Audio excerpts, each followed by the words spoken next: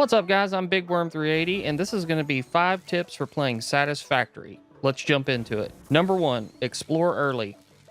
At its core, Satisfactory is all about building a factory and getting everything automated and being efficient. One thing I noticed when I started is that you quickly find yourself at the mercy of your beginner, inefficient production lines, waiting for things to be produced to make the next thing. I made the mistake of getting some things producing and just letting the game run while I watched YouTube or something. This is the perfect time to go exploring. You'll be able to get a better lay of the land, find power slugs and crash sites, and also locate more resource nodes for upcoming tiers. Keep in mind, at the very beginning of the game, you don't have a whole lot of protection from predatory creatures, and you may very well die. If that happens, don't worry. You'll be able to use your compass at the top of the screen and find your way right back to the spot where you died to get your stuff back. As you progress to higher tiers, you'll get vehicles and weapons that make exploring a lot safer. Another thing to make sure you're doing while exploring in the early part of the game is to constantly be gathering leaves and wood off the ground. You're going to need these to make biomass and biofuel, and you're going to need a lot of them. Leaves and wood are found everywhere and respawn after a while, but if you're out running around anyway, might as well grab some. Then if you get back to your factory for a while and you run out of fuel, you can just grab the stuff right around your base. Main thing is, don't do like I did at first and get so focused on building stuff and, watching stuff make. You can be doing other things while the stuff's making, then you can come back and start building more stuff later. Tip number 2, make foundations as soon as possible. Obviously, at the start of the game, you don't have access to foundations, but as soon as you do, I'd highly recommend pulling up whatever you've built, laying foundations down, and putting your stuff back down. It may take a bit of time, but you'll be glad you did it in the long run. When you build on foundations, it gives you a set of snap points that allow you to easily line up all the components in a production line. This takes the guesswork out of trying to build on uneven terrain and save space in the long run. What you end up with is a very clean looking, organized factory that's way easier to navigate. Plus, you can stack foundations, so once you get started with them, you can pretty much expand your factory as far as you want to go, not having to worry about changes in terrain, and you can even snap the foundations over open space with nothing tying them to the ground. Number 3, upgrade to coal as soon as possible.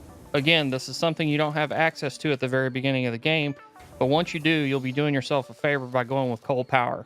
It's the first self-sustaining power source in the game, and by the time you get it in Tier 3, you'll probably be sick of picking up leaves for biofuel. I suggest making as many coal generators as you can find room for. You can never have too much power.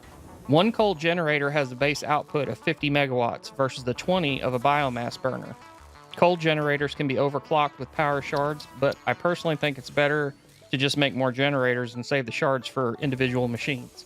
Do keep in mind the coal generators are very big structures, so you'll need a good bit of area for several of them. The good thing is, you don't necessarily have to be right by your factory. Say you put 5 coal generators down a good distance away from your factory because you want to make sure you have room to build. You can tie them all together using power poles and wires, and then send a single power line with 250 megawatts of capacity over to your factory and split off from there. So even if you do run short on power, you can always build more generators elsewhere and tie them into your existing grid. This will come down to location of your factory and really personal preference. Me personally, I like to run the coal to where my factory is and have all my generators set up in the same area, but it works the same either way. Tie them all together right where they're at, and then you can split them off however you need to throughout your factory. Number 4, upgrade conveyors as you go. This may sound obvious, but hear me out. As you progress from one tier to the next, you unlock all kinds of upgrades. It's easy to see that new generator or miner and go straight to that.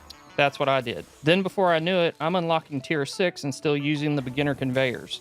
I knew the better conveyors would help, but I didn't realize how much. The best thing to do is upgrade conveyors from your miner to the first machine in your production line to the highest tier you have available first. Then from there, you can pick and choose what tier conveyors to use. Your first thought may be to upgrade every conveyor to the next tier, but that may not necessarily be the best thing to do. For instance, say you have an assembler going and one of the materials going to it is being made faster than the other, which is the case most of the time. It doesn't make sense for them to be traveling on the same conveyors necessarily. If one material is coming out of its constructor faster, it could be on a slower conveyor, and then both the materials will go into the assembler close to the same rate. That's one of the ways you can adjust the efficiency on a production line. Just keep in mind the number of each material that you need in the assembler, because you may need more of the faster item anyway, so it may be worth upgrading in that case. There's a lot of other factors to take into account for more efficiency, but I found out real quick conveyors matter a lot. Bottom line, pay attention to the conveyors and upgrade accordingly. And coming in at tip number 5, overclocking. Overclocking in Satisfactory is a neat mechanic that you can use to get a little more performance out of a particular machine and quite possibly make an entire production line way more efficient. To overclock a machine, you'll need a power shard, which is crafted from power slugs that you find while exploring. The slugs come in 3 different colors: green, yellow, and purple. When you find your first slug, which will likely be green because those are easier to get to and usually in a safer area, you'll have to research it in your MAM, or molecular analysis machine. You get the MAM after completing hub upgrade number 5 in tier 0, so fairly early on. Once you research a green slug, you can unlock the blueprint for a green power slug shard. And then anytime you find a green power slug, you can use it to craft 1 power shard. You'll do the same with the first yellow and purple slugs you find, but once you craft with them, the yellow slugs give you 2 power shards at a time, and the purple ones give you 5. You can put up to 3 shards in a machine, and each shard gives a 50% output increase into the machine. So if the machine outputs 10 of an item, 1 shard will make it output 15, 2 shards will make it output 20, and 3 will do 25.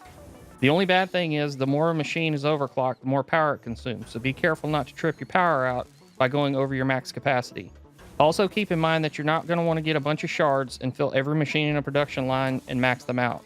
The way the game is designed, the output amounts aren't balanced, meaning that different resources may smelt at different rates, and once they're ingots, they may make different parts at different rates.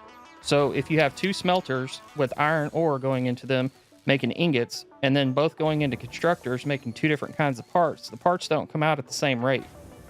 So you have to make adjustments to each machine in a line to make it all work efficiently. And that just means you don't want one conveyor backed up not doing anything while the other one can't keep up. When you use a power shard, don't forget that you don't have to go from the default 100% all the way to 150. That may be too much output. There's a slider you can use to tell the speed of each machine's output. And as a side note, you can do the opposite if you need to also. Each machine starts off at 100% output by default, but you can actually move the slider back down to slow down the output if needed. So overclocking is really good if you can get it dialed in just right. Just keep an eye on it, or you may be using more electricity for not enough return. Remember, speed is great, but it doesn't matter if it isn't efficient. So that's going to do it, guys, for my 5 tips for playing Satisfactory. The game's still in early access. There's still going to be stuff added to the game, so this list could very well change. If I missed something, let me know in the comments, and I'm likely to update this video at some point. I hope you guys enjoyed the video. If you did, I'll see you in the next one. Later.